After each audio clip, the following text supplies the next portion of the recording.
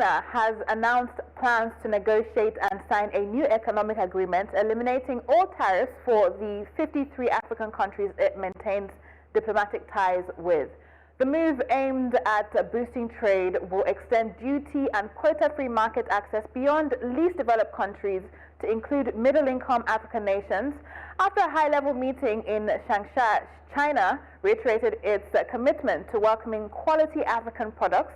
Additional support measures like training and marketing aid will help ensure LDCs such as Mali and Tanzania are not disadvantaged. We have with us, joining us for the conversation, Professor Roux, economist, University of Stellenbosch Business School. Thank you for joining us this morning.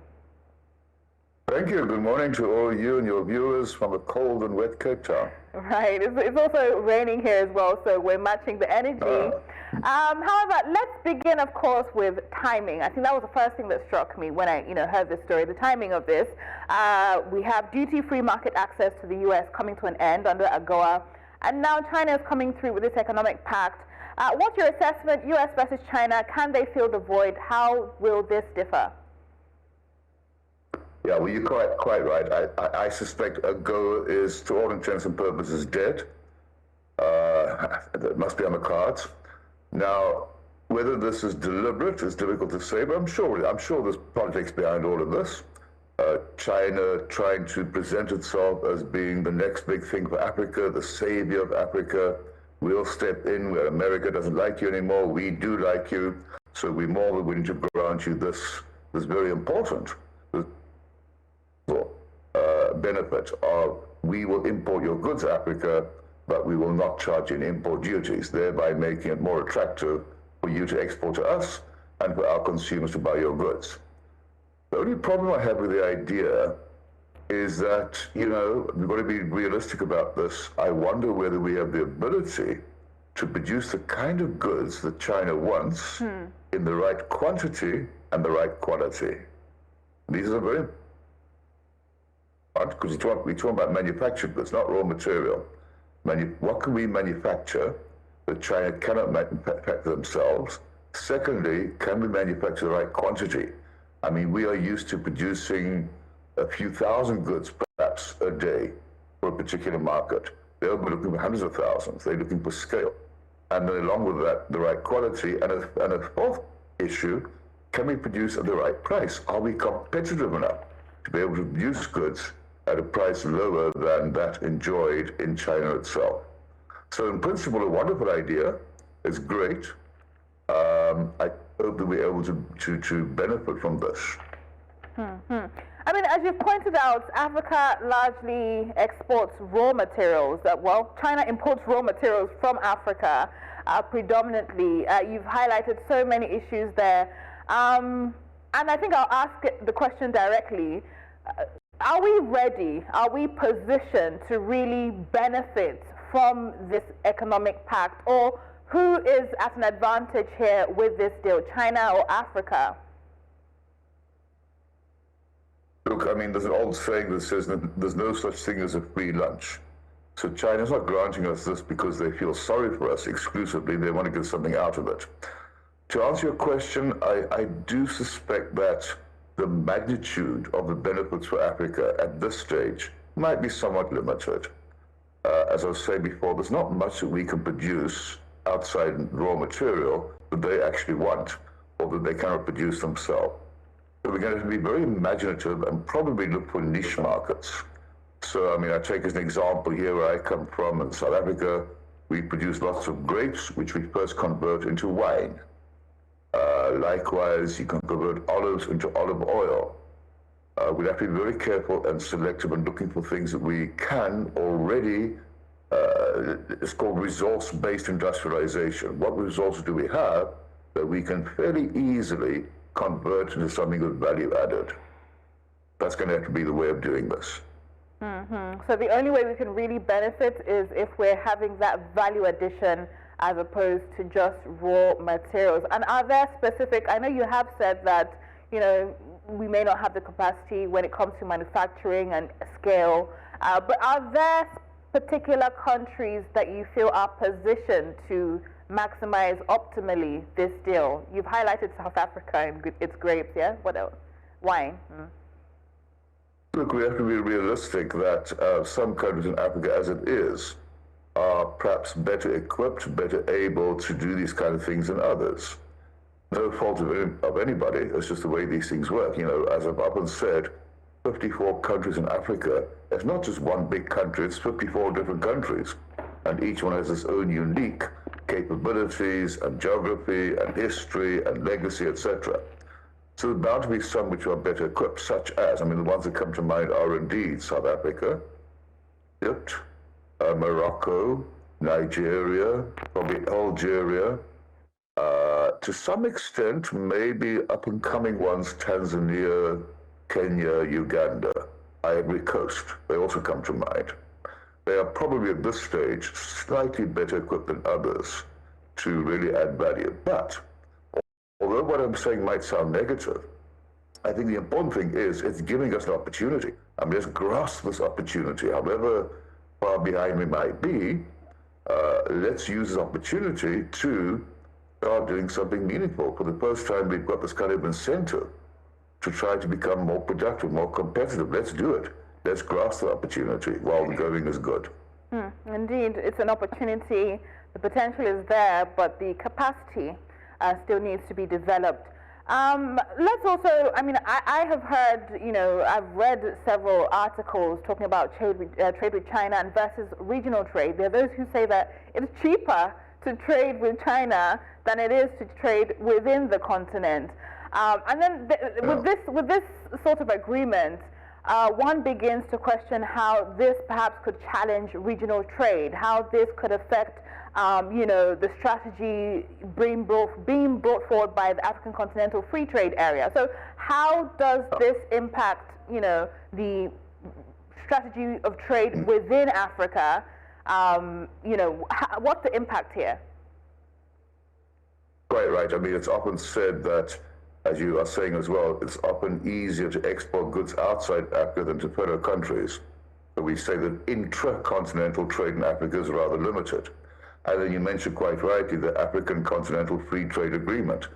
I don't think we should see the African Continental Agreement and trading with China as being either or. It needs to be and. So we could almost say there are two golden opportunities presenting themselves to Africa. One is to embrace the African Continental Free Trade Agreement, boots and all, and enjoy those benefits. Intra-continental trade, and then secondly, the Chinese offer. So it's actually two golden opportunities presenting themselves, and I really do hope the countries are willing and able opportunities. I mean, but as you've mentioned, there are capacity constraints, right? Do we see a situation where it will be, you know, one provides more incentive, it will be better for me to do trade with China, considering my limited capacity, I'll benefit more from it than from doing it with my African neighbor? So, I mean, I think, again, it's going to be it's going to be a case-by-case situation. And it's not just China we need to think about, but also a very big growing market elsewhere in Asia. India comes to mind, South Korea, Malaysia, all of those countries. And then never forget Europe. We do have strong historical ties with Europe.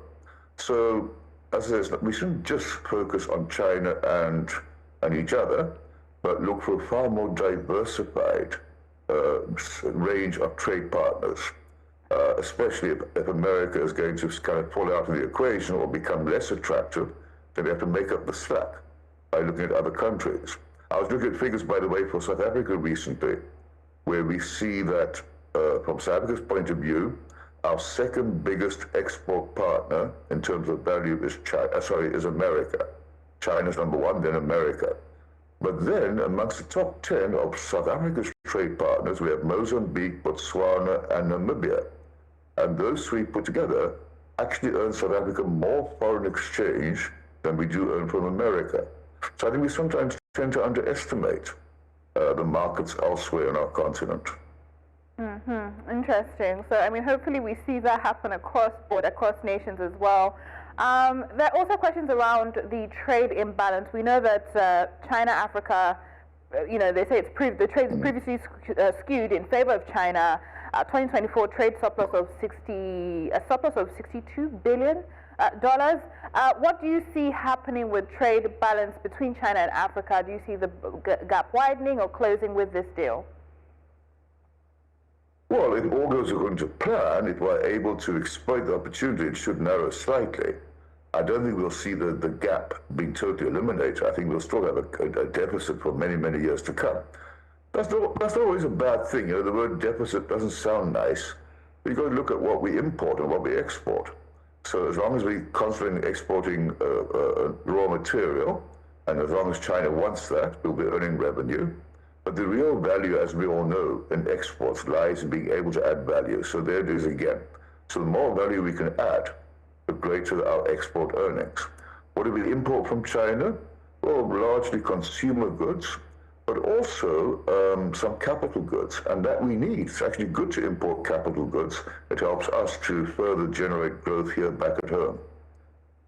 By the way, for what it's worth, most continents, most countries have a negative trade balance with China. We are not unique in that. In fact, if anything, America and Europe's trade balance or trade deficit with China is much bigger than ours. Interesting. And how do you think we should, China's coming up with their own trade strategy, right? How do you think Africa as a whole should navigate actually being the ones to dictate the trade strategy with other partners?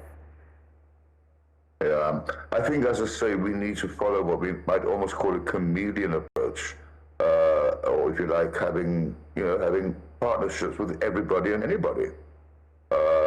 I don't think that our partnership with America is going to disappear. We'll probably still be doing business with them. We'll still be doing business with Europe, probably possibly even more than before. And now we have these added, well, it's not a new partner, China. It's just an easier partner now, given these announcements. And we have to look beyond China. We have to look at India, as I said earlier. We have to look at other parts of Asia. There's always South America, Brazil, a very big economy. Argentina's a big economy. And then, as I said earlier, trading with each other. So I think it's going to become more and more about bilateral relationships, forging relationships with individual countries according to different markets and different products. And that's good. It's good not to have all your eggs in one basket. We don't want to fall into a trap where one day we discover we're just as dependent on China as an export partner as we might have been a few years ago on America or Europe. That's also not a good thing. You want to have a far more diverse, as I say, suite of trading partners. So bilateral trade agreements should be the focus. Finally, you have highlighted, I think it's something that stood out in this conversation has been value addition. There's need, to have that value addition to meet market standards and, consumer expectations. So what strategies do you think should be adopted? Are there specific goods for countries like South Africa and Nigeria? Are there low-hanging fruits with developing strategies around improving the standard and adding value to the exports? Yes, there are, and there's nothing new or novel about this, but you cannot, with the best will in the world, you cannot export and manufacture good or any good if you don't have the right kind of infrastructure, efficient and working infrastructure, trains, railway lines, ports, harbors, etc. That has to be in place. And then naturally, to become competitive, you also need the right level of skills. Now that doesn't mean that everyone has to go to university, of course not.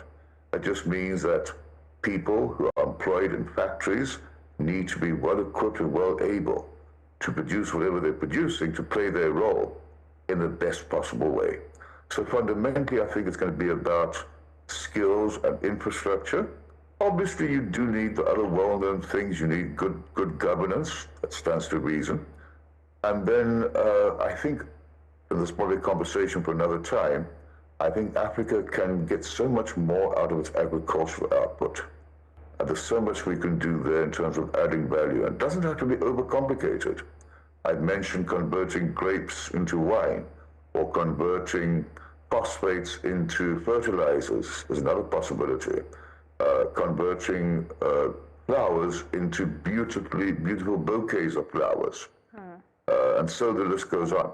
I think we're underachieving there. I think there's a great deal of potential there. As I mentioned earlier, resource-based industrialization.